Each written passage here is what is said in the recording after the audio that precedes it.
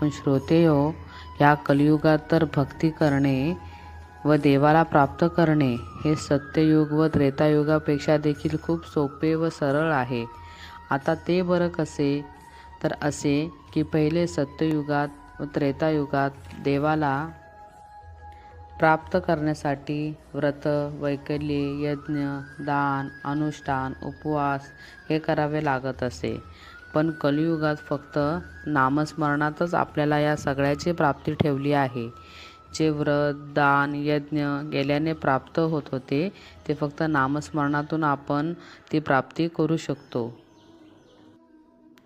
जसे संतांनी काम, धंदा, जपता करता करता नामस्मरण करून देवाला प्राप्त केले, तसे आपणही करू शकतो.